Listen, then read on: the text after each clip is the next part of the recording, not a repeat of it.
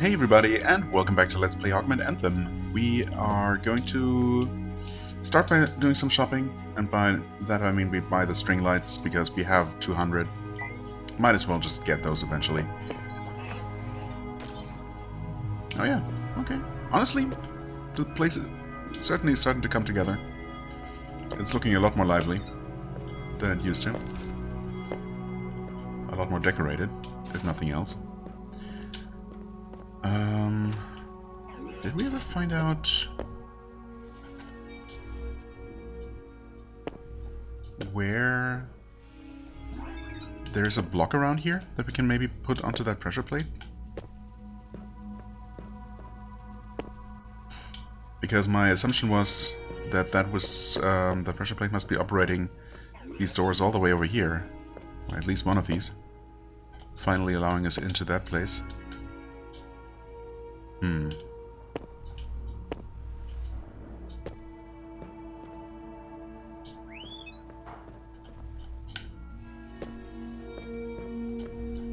But that would require a box for us to put on there. Ooh. Ah, there isn't a box up there, but there's stuff. Okay, interesting. Because I was also looking at this map before, and it's kind of hard to tell, but doesn't it look like, when you look really closely, like the main city room is actually gray?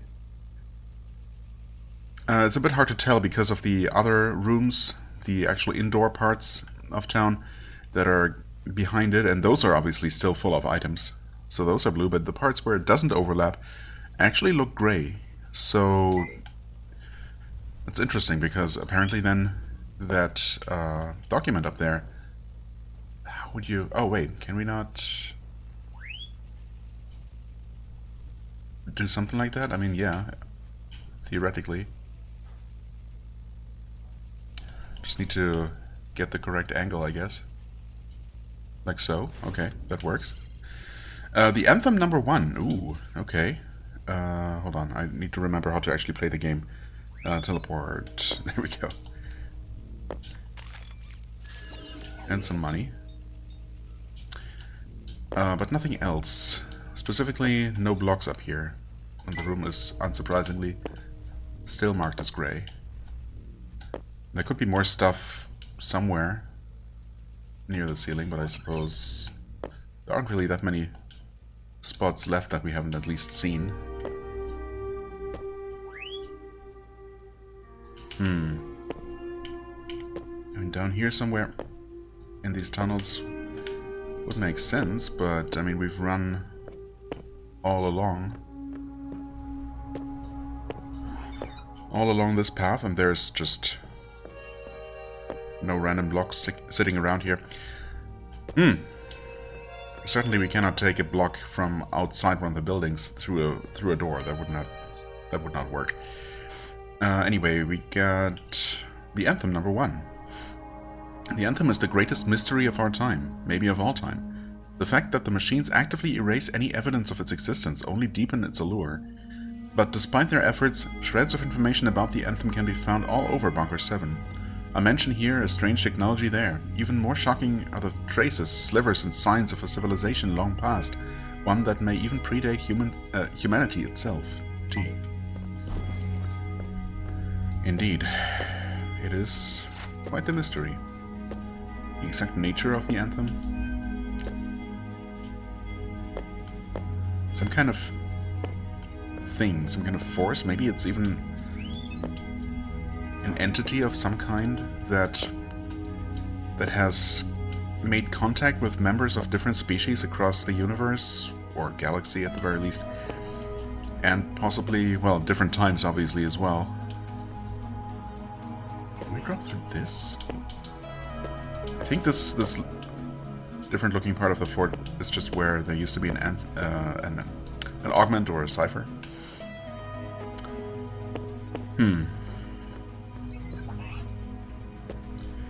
Okay, maybe one of the future upgrades for the town will actually make a cube appear or something.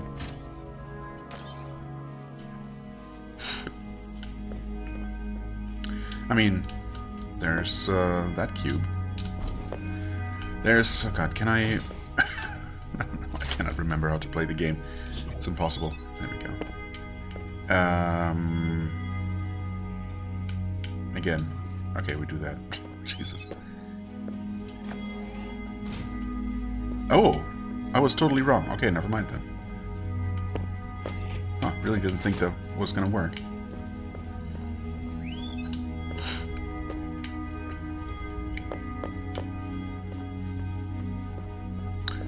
Okay. It did open this. And there's Deep Metro number 1, finally.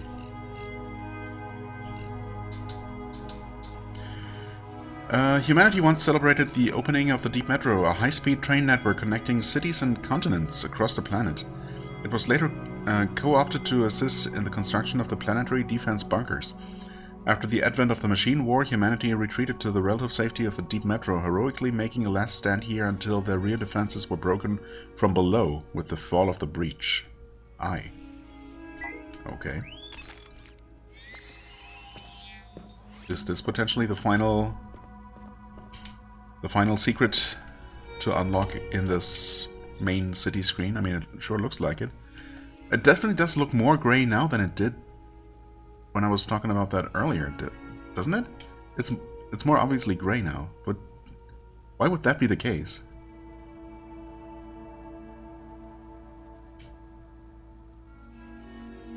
I don't know. I mean, I don't think that's a gradual thing. It's either gray or it's not. It's either any room is either gray or blue. It's not like it's getting slightly less blue each time you... slightly less gray. Wait. Yeah, no, slightly less blue until it's gray each time you pick up an item, so I don't know what that's all about. Anyway, what does this open? Something, presumably. Nope. I guess we put something on there.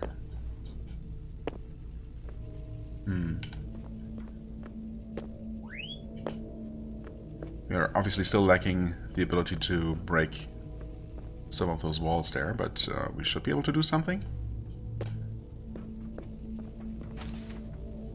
Okay, yeah, that opens something.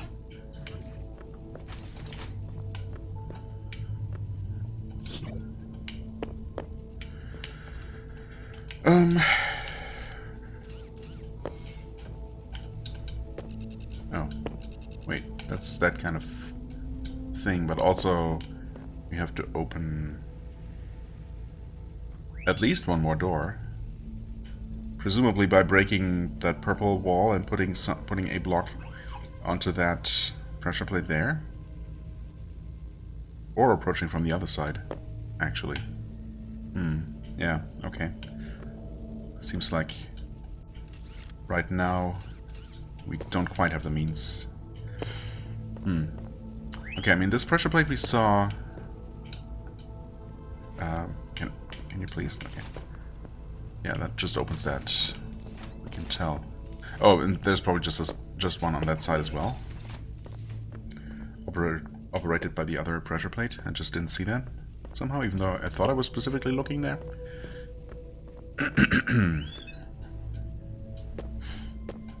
Can you not see that from here? Or you can. And it's indeed just there. I was just blind. That's fine. Okay, anything else around here? Not immediately. I mean, we can probably clear some of these rooms. In fact, we can probably clear most of the rooms at this point, because really the only abilities that we're missing that I'm aware of involve breaking other types of walls. Yeah, I mean, I guess the purple ones, these solid blue ones, we've seen one or two of each of those. I'm not sure if we've seen one of these weird walls out in the wild. We might have. It's kind of strange that there's at least, or maybe exactly, 3 separate types of wall that we will have to learn how to destroy separately, presumably. But then we're also still missing a bunch of augments. So it's maybe not too surprising. Anyway, let's start with the book club tour. See if I can identify what's new. Well, this is new. Civil Blood by Chris Hepler. Cover number 2, Civil Blood by Chris Hepler. Okay, this one will surely get Forge excited. It literally has blood in the title. It'll literally have blood on the title if you keep adding me to these book club messages, card. There we go. Sparks are flying, books are being discussed.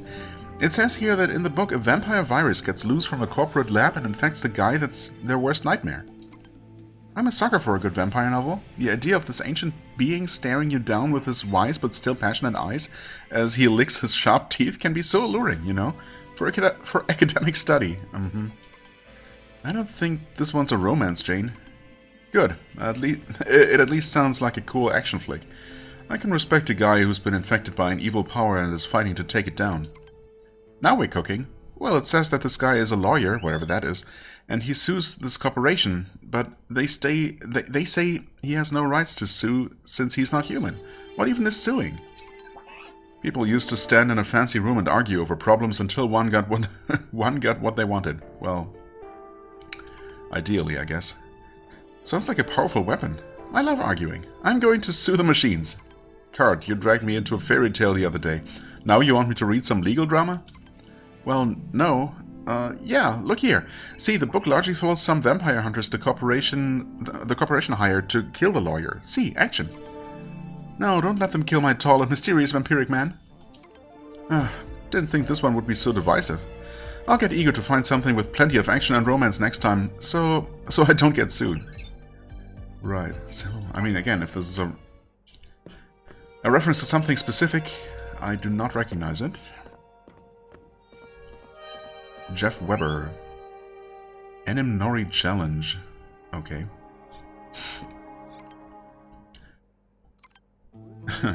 Here's one you can relate with, Cassie.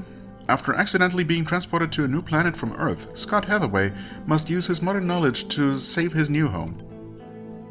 Are you suggesting we are like this Scott Hathaway? Well, we have been transported to a foreign world and must help Eag's backwards people with our society's much more advanced knowledge. And look, Scott Hathaway must contend with this new world's mysterious interstellar past. Sounds a bit like dealing with the Anthem, does it not? The Anthem? Not right now, Eag. This is an important discussion, man. It seems there is a bit of Scott Hathaway in every one of us. He sounds like he would have been a mighty addition to the crash. And it says here that Scott Hathaway is learning the ways of powerful magic, just like Eag would be nothing without us as his magical powers. Wait. You as my magical powers? Is that what the ciphers are? What the augments are? Personifications or manifestations of these guys? Or rather the other way around, are these guys the personification? I mean, they're color-coded. I guess I haven't really been thinking too much about that until now. But also, isn't there... There's Marek, there's Chazyar, there's... there's the blue girl. And there's the other girl. Yeah, I guess there are 4 of them. 4 types of augments. You would have very much liked to have met this Scott Hathaway. We would have very much liked to have met this Scott Hathaway. He sounds like a mighty warrior that could have destroyed the Omega consciousness. Pay attention, Eag. Pay attention real close, man. I think you can learn a thing or two from Scott Hathaway, my friend. I'm not bringing you to any more books. I'm not bringing you to any more books. Again, if there's a specific reference there, I don't know. I can think of a couple of different sci-fi novels that I've read or I'm vaguely familiar with that would kind of fit, but I mean, it's a pretty common concept, of course. The Divided Man. Cover number 10. John Sauer? Hey, Forge. What do you have there? It's nothing. Hey, you're actually reading one of the books Ego found. I'm just checking it to make sure it has all the data before I sell it. I don't sell any subpar merchandise. Battle-hardened veteran Luke Kimball must cross a nuclear wasteland where every ancient god has awakened as he tries to reclaim his lost soul. A new book club would find something you'd like. Well, a guy understands what it's like to have his soul ripped away by an evil god, that's all. And the tense action, monsters, and suspense mean nothing to you? Keep talking, Cart, and I'll show you a tense fight. Okay, baby steps. I get that. Hey, look, it incorporates a lot of Native American mythology into the book. Jeremy used to tell me about Wendigos and all the time. I wanted one as a pet. Okay. I'm not sure you'd really want that. Wendigos are cannibals, Cart. You can just go out and get one of its mutants if that's what you want. Not a bad idea, Forge. But how to get it into Haven without Elder noticing? Try it, Cart, and I'll have to go all Luke Kimball all over your pet mutant. Point taken.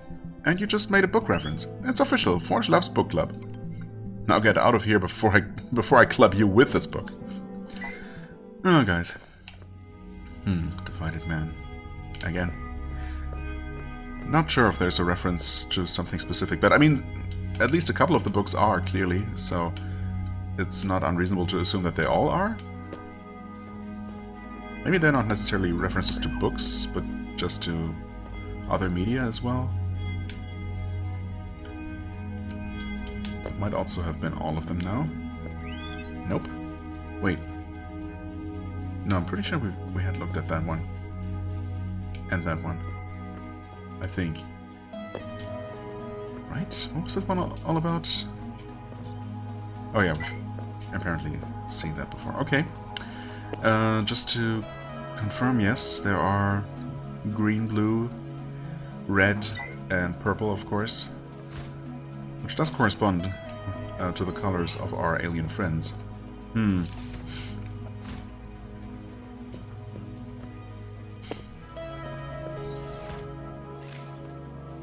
But until that casual mention just now, is the thing, there was none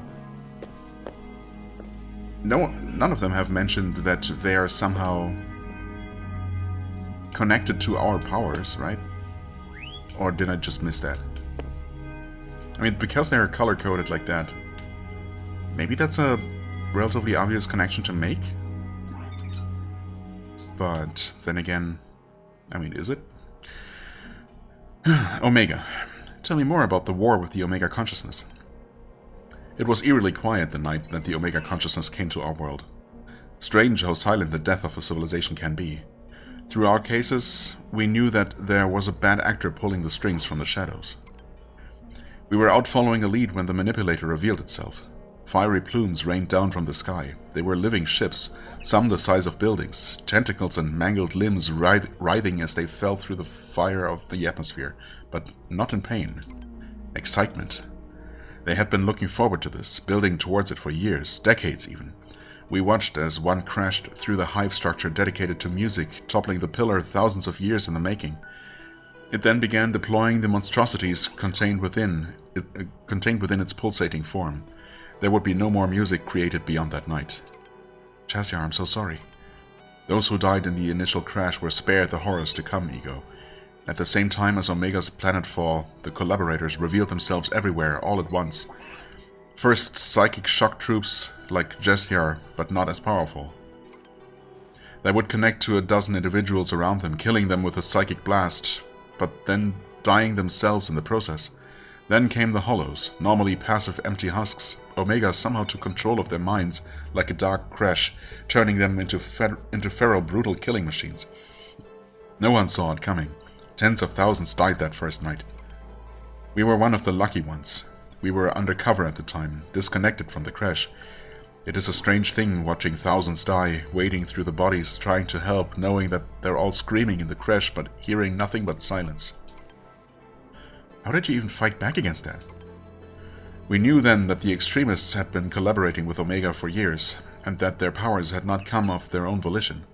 All the Seekers were mobilized to find their base, and find it we did, but not just their base. The Anthem? Indeed. The extremists had fortified an old set of ruins, something from a long time ago, from a time long before ours. We knew it was going to be a bloodbath, but we had no choice. Every Seeker was thrown at that fortress, killing the enemy at all costs. We lost many Seekers that day, pales in comparison to what the rest of society was experiencing. So you found an ancient weapon? The Anthem is some sort of power that can fight the Omega consciousness? You might say that. We were amazed at what we found in the ruins. Long dormant technology beyond our comprehension. Our brightest minds threw everything they had at it. Meanwhile, our society threw everything they had at defending the ruins. A society that can fight in perfect unison through the crash is no pushover, but Omega was beyond anything we had ever faced. It was something dark from before time, and it seemed to have accounted for our every move. We were burning people for time.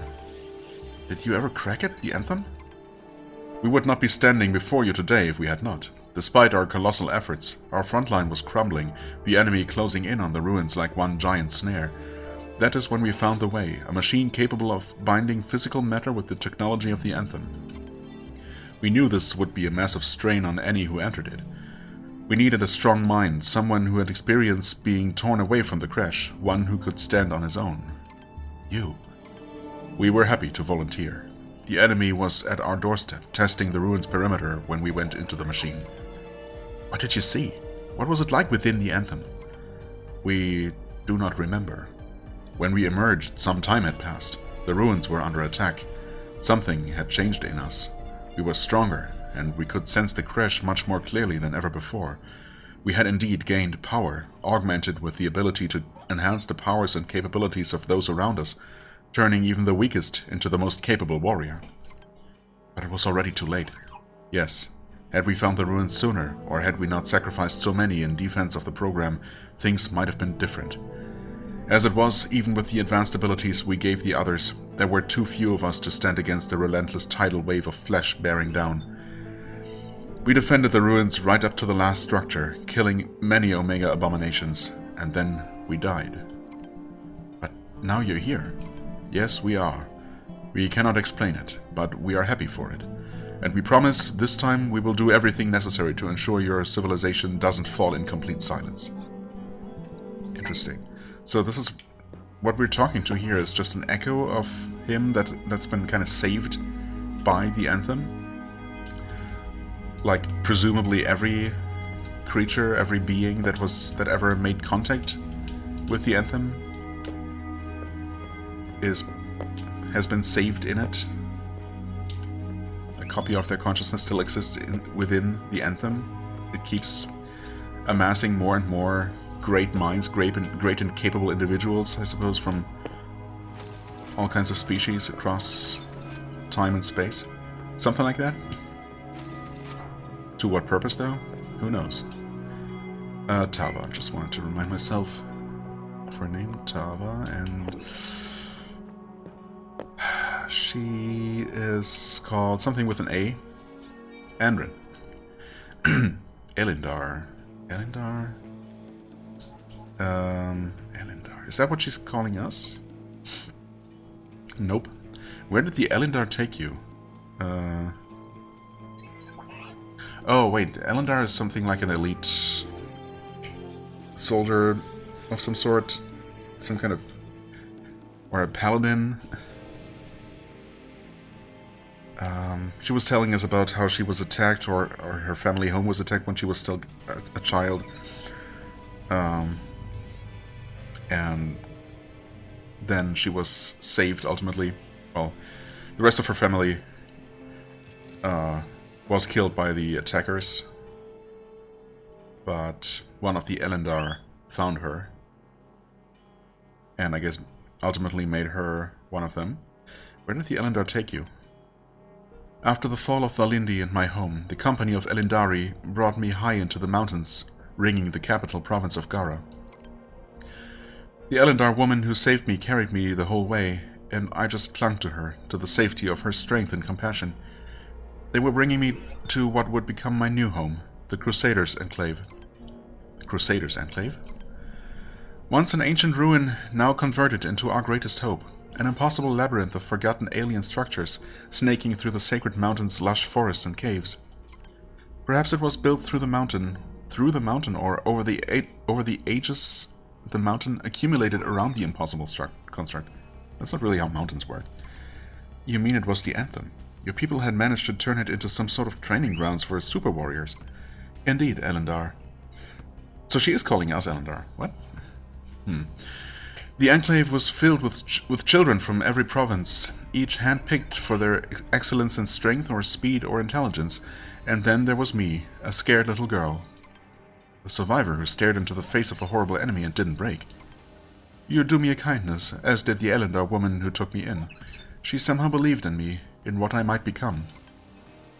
But the other children, they knew I didn't truly belong, and they treated me accordingly. They didn't dare attack me physically, not with the Elendar woman around, but needless to say, I spent all my meals eating alone. But you showed them your strength. You were the one that was accepted by the Anthem, or you wouldn't be here. Maybe, Elendar. You'll see that on my world it's not as simple as that. We began training almost immediately after I arrived. I could barely stand, but I was determined to earn their respect, and to gain the strength to avenge my family. There were endless combat drills, pitting each of us initiates against one another, followed by survival sessions out in the rugged wilderness. The others seemed thrilled for the chance to beat my body down free of my Elendar savior's protection, and the cold forest nights were equally inspired to nip at my spirit. Sounds harsh. You were only children. As I said before, Elendar, to be a child is a choice, and choosing it leads to the death of your family and destruction of your home. I chose to be something more. But at least my tear-filled nights and wordless meals were not spent in complete solitude. At the start of training, each initiate was issued a Palimue to share in their journey. Palimue? That's some kind of mentor? Maybe, but not in the way you would think. The Palimues were fuzzy, helpless little creatures with floppy ears, often adopted as pets by the children of the elite living in Gara. The most elite warrior academy on your planet gave you a pet? Why? My people have always been connected to the land and the life living upon it.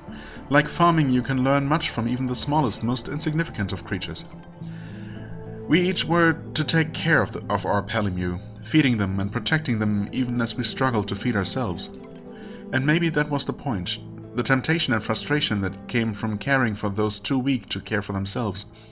Each day would bring a new challenge, fighting or survival or tactics. Those that performed best would receive a greater ration of food and gear for themselves and their Palimue, and those that performed worse would receive next to nothing. You can imagine where a traumatized little girl with a muscle condition fell on that spectrum. I take it you never got to eat at the buffet? To put it lightly, each challenge, whether passed or failed, would move us to the next room of the ruins or the next unforgiving span of wilderness, each containing a new challenge, either natural or artificial, as we moved our way up the mountain. I somehow endured this, failing forward, surviving on barely half a plate of food a day until one day I had enough. I found myself standing over my Palimue as it slept. My shaky hand somehow found my knife. The poor creature was half-starved like me, its bones somewhat visible under the sheen of its soft fur, but there was still meat there. You didn't. Why should we both starve, I thought. Why should my Palimue needlessly suffer through these trials as I did? I raised my blade. I would be quick, merciful even to this helpless creature born into a harsh world. And just when I thought my atrophied arms couldn't hold the weight of the dagger anymore, thought it would come down naturally on its own, my Palimue woke up. It looked at me with its big innocent eyes, completely trusting and oblivious to the danger I had become, me, its savior and friend. It looked at me and started to purr. So what did you do? Well, I killed and ate it, of course. No, I put the knife down and pet it. We both went to sleep hungry that evening, two equally pathetic creatures who likely wouldn't survive the mountain or the crusade beyond. A strong woman who puts the needs of the helpless before her own. You are kind, Elendar. But do not be so sure about me. There's much you don't know. We went on like that for what seemed like an eternity, every day the harshness of a trial and every night trying to sleep with the pain of hunger in our gut. Until one night we found ourselves on the summit of the mountain. The other initiates and Elendari were there, my savior included. We were summoned to stand before the great machine that formed the mountain's spire, and to let our Palimues stand before us. You have survived the many trials to reach this pinnacle, one of the Elendari announced. You have learned vital truths about our eternal crusade, that we must win this war through endurance and belief, the mind ever over our physical matter. You have learned this isn't the kind of battle you try to win, but simply try to remain in. This isn't the kind of battle you try to win, but simply try to remain in longer than your opponent. All who reach this hallowed ground are worthy of this crusade, but only those that complete this final trial may truly achieve victory. Really? After everything they put you through, there was more? You and I share the same sentiment, Elendar. But this was the strength of my people, the secret as to how we were able to resist the Omega consciousness for over a century. I looked to my Elendari savior, who nodded her approval. Tonight you learn the power of the Anthem and the real meaning of your sacrifices, the man continued. But tonight you must prove you are worthy of this. You each have been presented with a Palamu, the long-time sacred residents of this very mountain. You cared for them, protected them. Now you must shed that burden. As your dagger severs your Palamu's life, so too shall you sever your connection to your past and the burdens holding you from victory. That's barbaric. In what sane world would anyone ask a child to kill her pet? I felt the same pain, but it is a core tenet of my people. A similar concept existed on your world before the machines. You must kill the chicken to scare the monkey. Huh? Is that so? Certainly never heard of that. What are you talking about? It means when you're facing an enemy with overwhelming power, you seek out a weaker enemy and demolish it with so much ferocity that even the powerful enemy will think twice about confronting you. In this case, the weakness was the one we'd find in ourselves. Either we cut it out and become something far fiercer, or we'd bleed out and be consumed by Omega. That's insane, Enrin. That may be, but I had little choice at that time. If I refused, the Elendari would allow the others to attack me without reservation, and even my savior wouldn't stop them this time. The others had already killed their Palamus without hesitation. They then looked to me. I raised my blade, determined not to hesitate like that one night. And my Palamu looked at me, his eyes still filled with that same trust, maybe even deeper now. I took a deep breath, everyone watching, their judgment at my inherent weakness searing into my flesh. And I let the blade fall to the ground. Because you're a good person. Because I was weak, Elendar. And when you're weak, it matters not if you're good. The others came in to finish me then and there, but suddenly stopped, their once hateful faces twisted in surprise. It took me a moment to figure out that they weren't looking at me, but at my Palamu. Shakily, I turned to find my Elendar savior standing over its lifeless body, her bloodied blade in hand as she addressed the others. I, Indriel, fiercest of all Elendari, do hereby declare protection over this initiate. She will be bound to me and I to her. I don't know why she did it, but Indriel saved my life. I had heard the name many times before. She was a great war hero. She had killed thousands of Omega fiends in the Internal Crusade, and for some reason she had just bound herself to a lowly and weak initiate such as myself. Maybe she saw a girl with real strength, standing up to such a barbaric ritual. Maybe you're right. Whatever the reason, by invoking the right of protection, she saved my life, but that meant any further mistake of mine would be shared by her.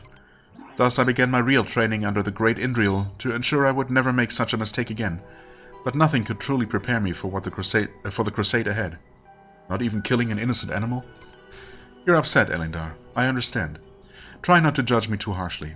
There is so much more that you don't know, that you need to know. Keep journeying and I will tell you when the time is right. Wow, that was quite the story. Huh. I was definitely expecting the usual, the expected twist in that kind of story, where choosing to spare the innocent creature would have been the correct choice, but I guess not in this case. Not in that harsh society. I mean, it's... to an extent, it makes sense, I guess, but also, I mean, screw them for killing their cats. For, you know, forcing children to kill their cats. Anyway, what are we doing here? I guess we're done for now? Half an hour. Okay, sure. Now we can start to explore. Should I even head towards the next destination? I mean, I suppose I probably should. So many enticingly blue rooms everywhere, though. I'm sure we can do something in most of them. But should I do it now? I think I'm going to try and head towards... Where do I even want to go? I guess we start from... Actually, where would we start? Over here? Yeah, I guess so. Which one is that? This one? Wait. Oh. Oh, we can't, though. We can't go from there, can we? Actually, I'm not so sure now. Either way, I think we should start from here. Because we definitely cannot go through that one door. Oh, hello. Hello there. There's stuff in here. Just a matter of throwing the beacon up here. And then throwing it in there. We probably could have just done it from... I mean, there's no reason we couldn't have done it from here. Just throwing into this opening, but...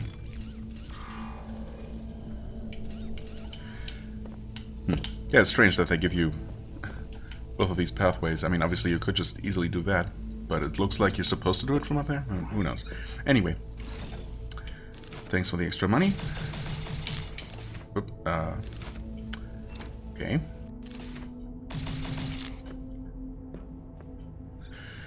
Let's see here. This room is blue. Yeah, I don't know if we can head over that way. Apparently we haven't been able to do that so far, at least not last time I was here, which might have been quite a while ago. But I guess while we're in this room, might as well... Hi there. Look for whatever there is to collect here.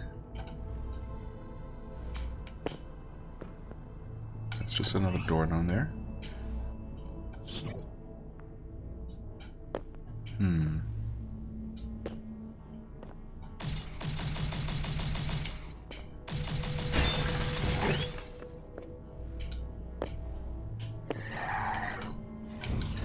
Oh, it's maybe just... Guess we... No. It was just a... document on the other side of that. Oh, there's a human in here and we cannot actually get it. This is the room. Yeah, okay.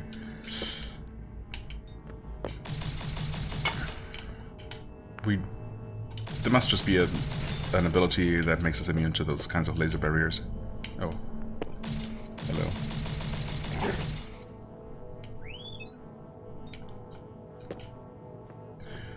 Right, so we're not cleaning this room up quite yet, but we might be able to... Oh, wait, maybe we're specifically still not able to do this because we cannot throw our beacon up there.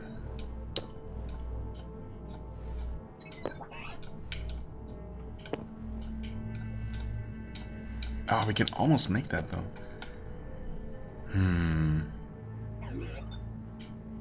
But, I mean, we can't really.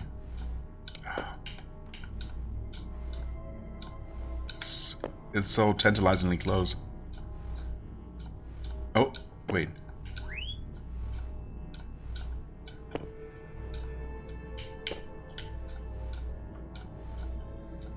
Oh my god.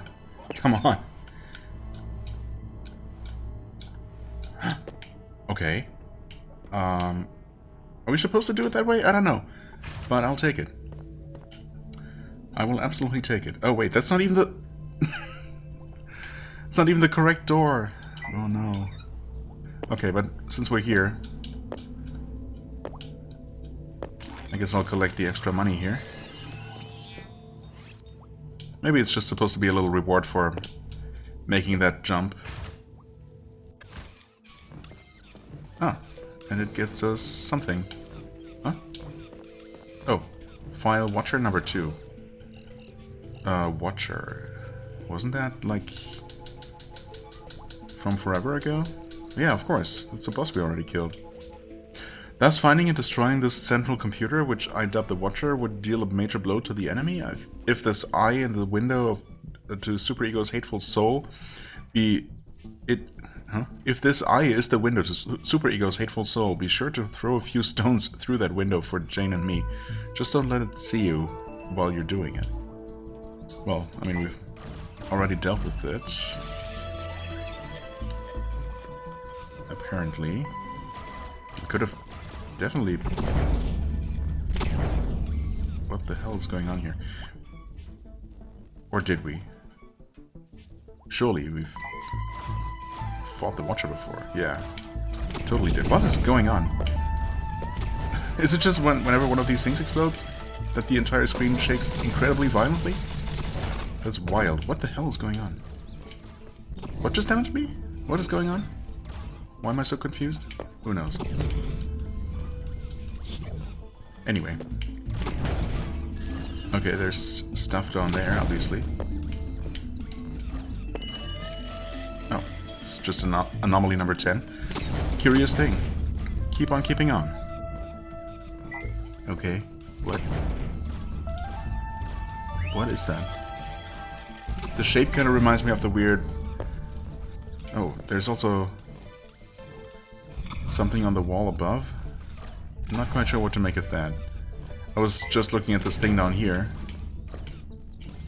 And the shape reminds me of the weird baby canisters from Death Stranding. Not sure if that's supposed to be that, or I mean, probably not. I don't know. Keep on keeping on. Is that a reference to Death Stranding in some way? Who knows? Yeah, the violent shaking has stopped for the most part. Anyway, we don't really want to be here.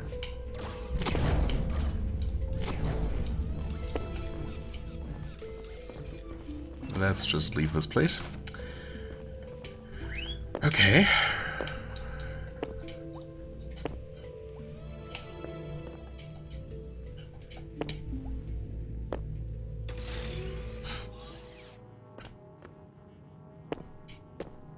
Right, so whatever, yeah, it looks like the only thing left to collect here is that human prisoner, eventually. But unfortunately, we still don't have what we need to free them. So, what? Hello. Grab the thing, please. Oh, no, we can't.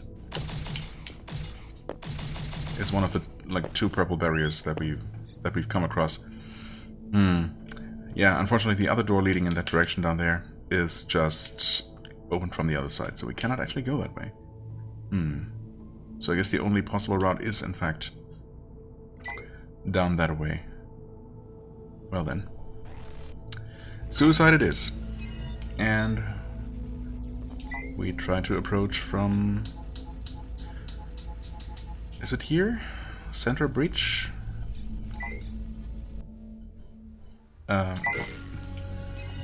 Yes. Oh, there are potentially more items to find. We've already been here. Is this room gray? Who knows? I think so, actually, because if it were blue, it would appear more blue, more saturated.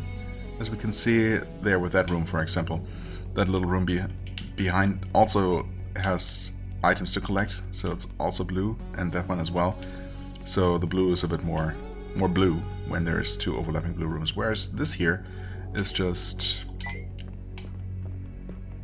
you know, the same color as the main room. Hello. I totally did not see you there. Of course, this is a giant room, so good luck finding whatever it is that we're missing in here. If we can even get to it. Okay, looks like we're at the very top here. There was a document up that way, which we collected. Oh, wait, is there something? There sure is something. Oh, okay, new file. Save notes number 2. That was not the only thing left here, but it's a thing that I almost missed. Hello, save notes? Oh. I did strike gold just today, though. Found one cracked clean open. I have no idea what massive force had caused such damage, but the fear of the unknown has always been devoured by my curiosity. I rushed to the cracked casing of the pillar, but never could I have expected to see what was inside. An endless supply of more ego bodies, ready to be... I don't know. But I mean, we're not physically leaving these points when we teleport. We just seem to materialize outside of it, projected by some kind of laser beams, right? Isn't that what the animation looks like? I've seen it so many times, but now I'm questioning myself. These mysterious constructs can be found all over Bunker 7. No one really knows their true purpose. Discerning it is a task made nearly impossible due to their robust construction. Nothing seems to be able to cut or damage them. Not even the detonators I tried 2 expeditions ago. Burned the eyebrows right off my face. Okay. So that was Jane's father exploring and trying to determine the purpose of those things.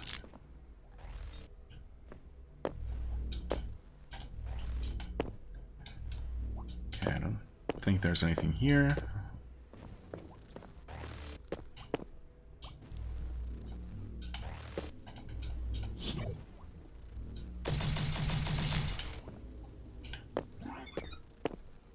Okay, I mean, there are boxes involved. So many boxes, actually. Can we just drop that down? Sure can. Is that a good thing? A good idea? Who knows? Okay, apparently it's not terrible. Okay, so these are temporary. So we probably want to put something on there. Oh, there's a maze switch, potentially.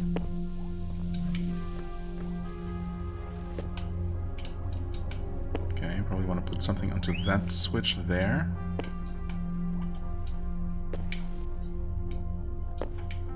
Why are there so many boxes, though? Isn't that just too many boxes? Ouch. I guess I'll take another one with me, but this seems excessive. Oh. Okay. I see. Looks like we do need them all. Sure, why not?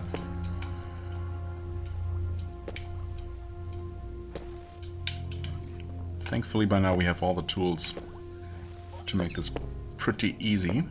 So we put this on here to open the final barrier, and that unlocks another maze gate. Nice. Also, this is apparently where one of those barriers is. Fascinating. Because, yeah, the room is still blue. So there's something down that way.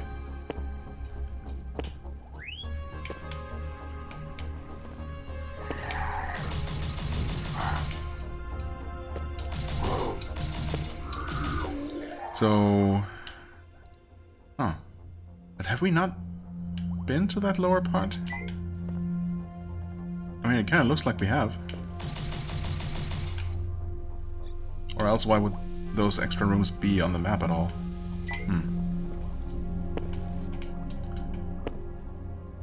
I don't know. Okay. Can't open these now. Why are there 2 of them? Who knows? Anyway, this should be... yeah, that's that passage. So at least this is going in the right direction. We got lasers. Okay, we have 2 doors. Wait. Oops. It's actually fine. Right, we don't even need to deal with the laser. We can just grab that through there. Haven't we been in this room before? No, we must have been. Okay. Huh.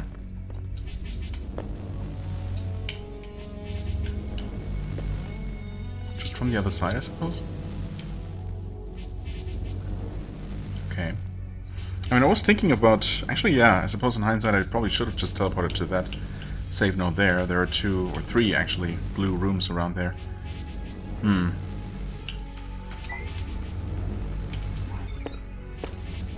Oh, more temporary doors? 3 of them? Do we need to deal with them? Or isn't there just another path through, actually? There totally is.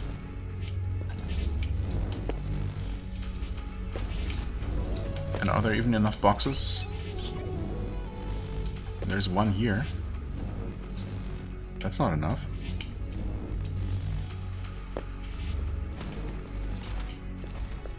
And these are only temporary anyway, so... Seems like a lot of effort for no good reason. I mean, okay, there are the other two boxes. Interesting. I could carry them all the way over, or I could just deal with the lasers down there. Yeah, this room doesn't have anything else to solve otherwise. It just involves a bit of waiting around here, but still better than carrying those two boxes, I think. Just to open these doors, which are not going to stay open forever anyway. Okay. Ooh. Okay.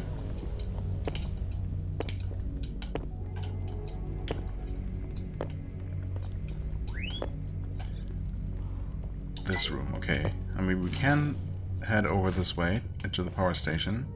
I guess we just don't have the map for this place. We must have been in this room at some point. It just didn't stay mapped. Yeah, okay, we... Oh, this is where we randomly found the cipher for the beacon throw, isn't it? Pretty sure, though. I'm pretty sure that's the case. Hello.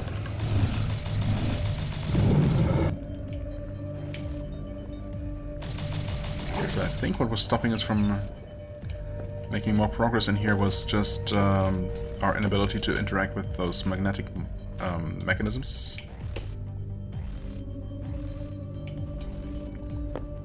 Oh god. Okay.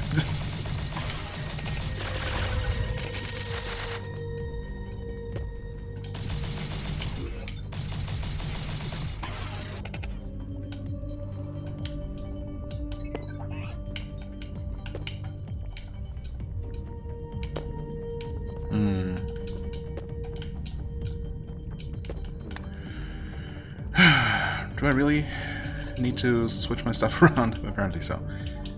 Which first involves remembering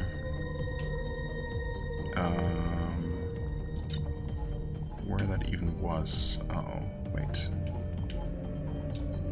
Tether replicate? Yeah. Okay. What's this one? Beacon replicate. What's this one? Red blocks. I mean, we don't really come across those a lot, so... Okay.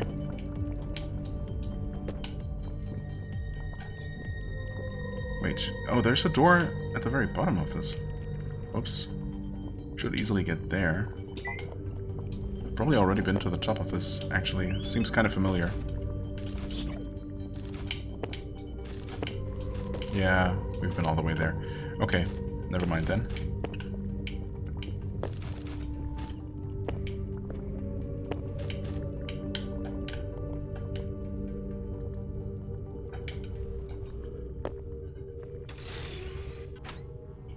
And this is where we were stopped by this thing. Okay. Fair enough. Well, we're definitely on the right track, it seems. Guess we're immediately leaving the room. It says save point that way. So we should probably prioritize that direction. Oh yeah, this is a huge room. Okay. Let's definitely try finding the map first. Oh, the beacon is literally right here. Yeah, let's activate that first, I think. It seems like a smart idea. Okay, repair all of that, of course. Thankfully we made enough money along the way here. Nice. Wow. Most of the rooms are blue. That's great. And we... Okay. I mean, presumably we can make our way through. Of course, we might need to... we might not be able to access the boss room right away. There might be some more conditions to be met. That being said, we are at 53 minutes. I kind of want to take a look at those two blue rooms now before I fully start exploring this new zone here. So why don't we go ahead and do that? It should be this one here.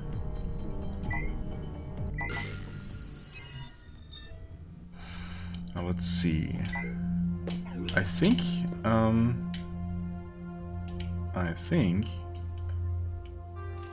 these rooms over here involve manipulating boxes, which we couldn't do, yeah.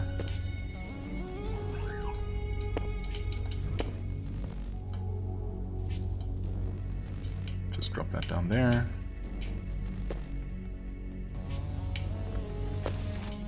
there.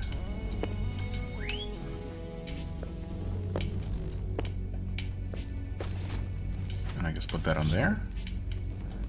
And then there's still a door up that way, which...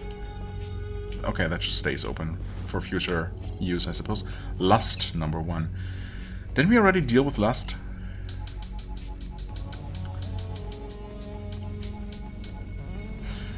Jane and I witnessed the most curious thing on our latest expedition. We were observing a horde of id mutants from a distance when they began to behave, well, I hate to say civilized.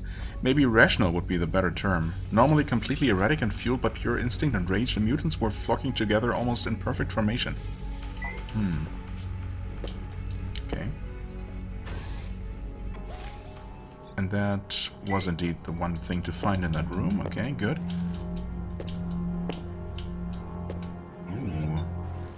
Unfortunately, we cannot survive laser beams. But a new cipher is always exciting. Or can we actually deactivate the laser beam and gain access to that now? That would be pretty cool.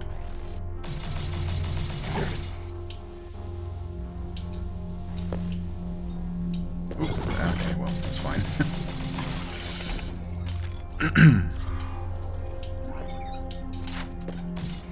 Anything up this way? Nope.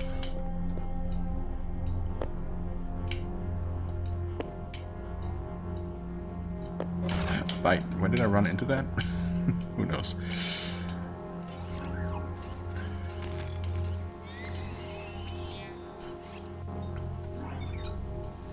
Okay, there's something more up there. No.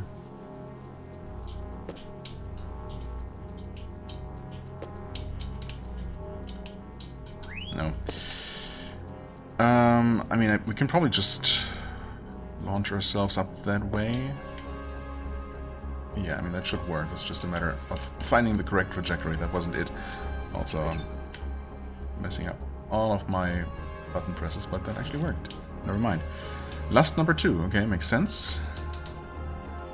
Although, yeah, again, I'm pretty sure we've already defeated Lust, haven't we? That's when we saw it. At the center of the pulsing horde, some sort of new creature had alighted on the head of one of the mutants, attaching itself there like a parasite. The other mutants seemed to show reverence to this afflicted mutant, surrounding it in a tornado of flowing bodies. It was a terrifying spectacle to behold, especially due to its implications.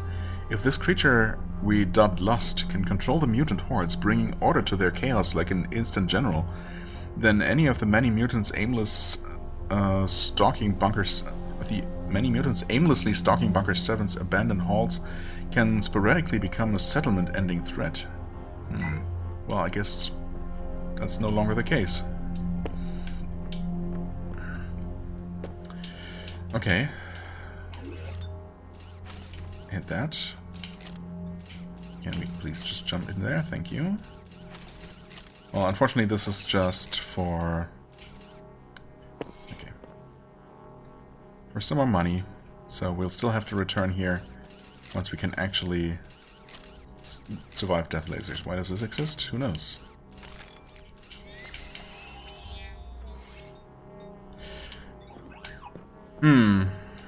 Yep, that's too bad. But there's a cipher in here. Will I remember that specifically? Maybe. We'll see.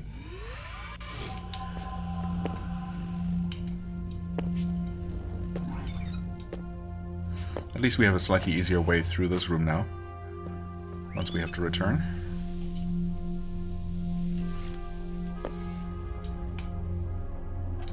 From here, we just want to head over this way. Maybe we can clean this room. Clear.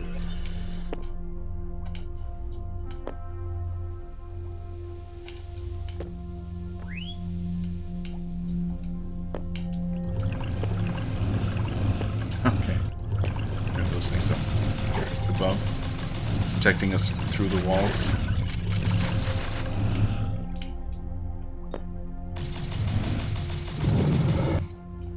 Okay, there's so many of them.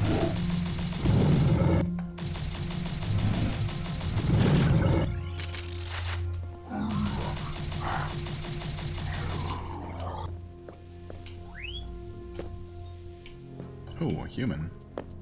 And a crawl space I just saw. Interesting. Oh. But we'll have to find another way in there.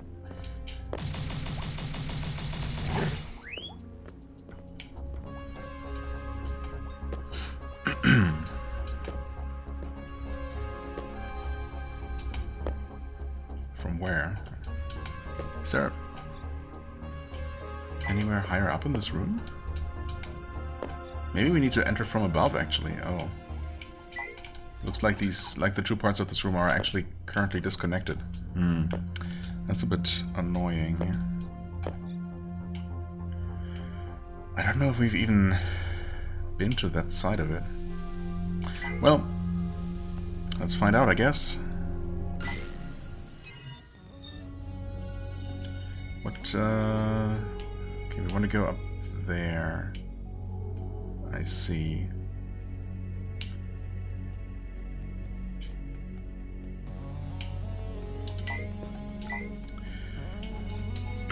That should be that one.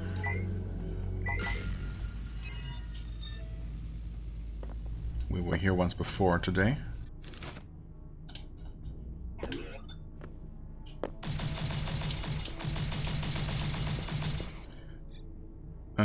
Do we want to go down this way? Wait, actually that might be the wrong one. Yeah. Is it though? I guess it possibly doesn't matter. Either one of these should work. What was... Why am I already forgetting? Oh. Wait. Can we not grab this for some reason? Oh. I guess we don't access that from the side. Or have we just never tried to? Where's it? Oh, wait. We just never did this. Oh. Because we need a box. And the box is somewhere in this room, presumably. Although, I guess we... No, there it is. I guess we learned that it doesn't necessarily have to be. Actually, I want to know. Can we carry boxes through this kind of door? I would guess no. No, we can't. So that makes it even more interesting that you can carry them through the type of door that just gets you to a room in the background, basically.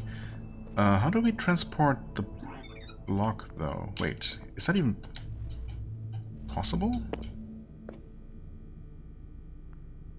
Maybe we drop it down here? Okay, I mean, surely we cannot...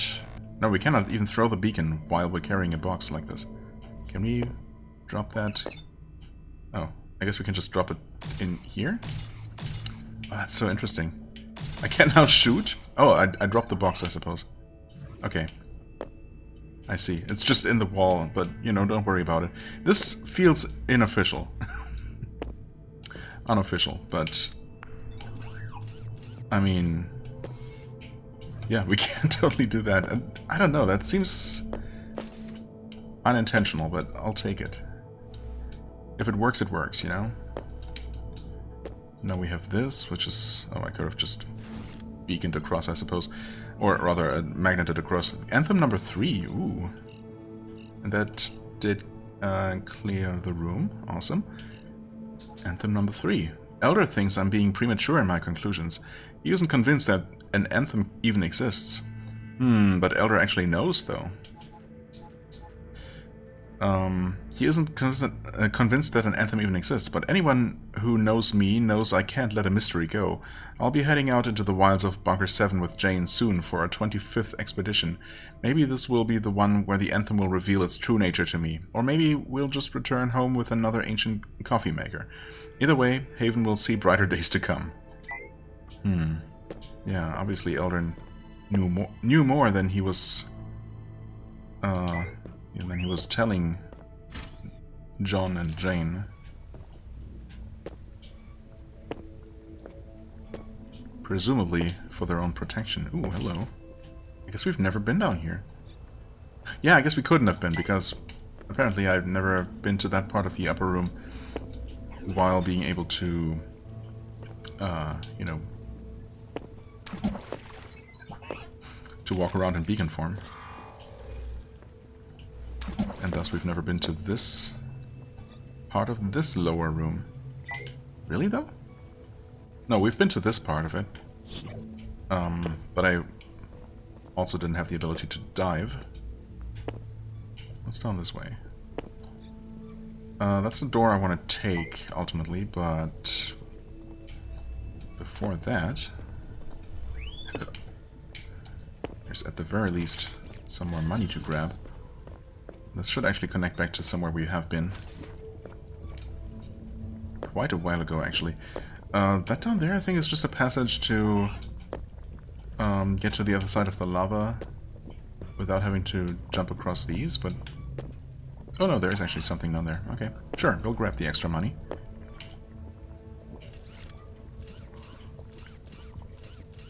So we still need quite a bit of it.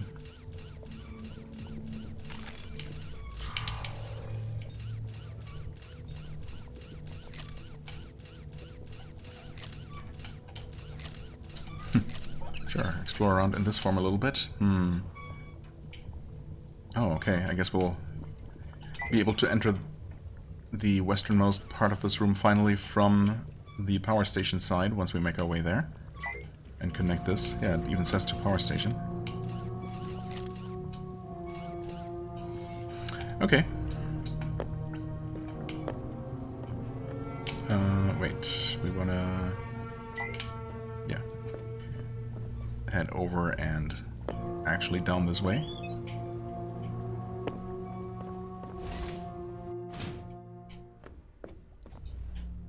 And just like that, there's that human.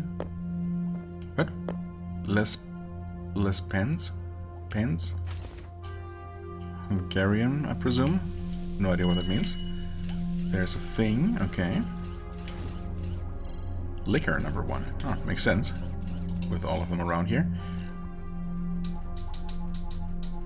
Ah, we had already found liquor number 2. I think the phrase heads up may have originated with the liquor, because a failure to look up with one of those around will result in your head traveling up into its gaping mouth. These nasty beehive-like beings lurk high in the rafters above, using their elastic spike-tipped tongues to lash out at unsuspecting prey. Maybe they're left like landmines from old assaults, or maybe they cocoon their victims in their barrel-like bodies after dragging them up from below, preserving them for collection to be used for materials in Id's army later. Either way, keep an eye forward and the other... keep one eye forward and the other aimed at the ceiling or something. Okay. Oh, wait, what? The room is still blue? No way. No. What? Where? How? And why? But mostly how? What else am I missing? That is certainly unexpected. Is there something else up there? Surely not.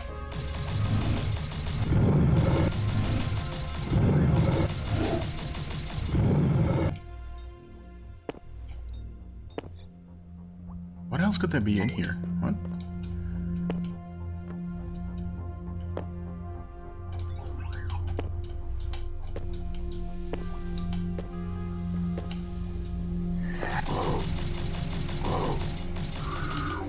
Oh, it's just something up there.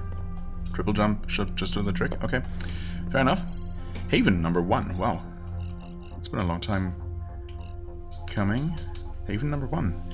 No one really knows how long people have been living in the patch of Bunker 7 known as Haven. Elder says that he founded the growing enclave and that he planted the landmark tree in the center of the town when he arrived here, but the tree is well over 100 years old, so either he's going senile or he's telling one of his tall tales. Probably a bit of both, knowing him. I mean, or he's just hundreds of years old. Okay, that finally clears this room. Okay. Well then, I mean, there's no reason to manually backtrack ever, because we can just do this. And next time, we're going to actually start exploring the newest zone, all the way at the bottom of this, pretty much, yeah. The power station. Okay. Looks like we're gonna be getting a health upgrade, or is the... I keep forgetting, is the green one drone health or actual ego health? Either way, we'll take it. We got Colorful lasers. Is that meaningful? Do they all have different functions? Maybe it's just more that we find color-coded switches for each one of the lasers or something like that. Anyway, we'll deal with all of that next time. I guess for now, I thank you so much for watching. I hope you enjoyed. If you did, please hit the like button, leave a comment, and I shall see you real soon. Bye-bye.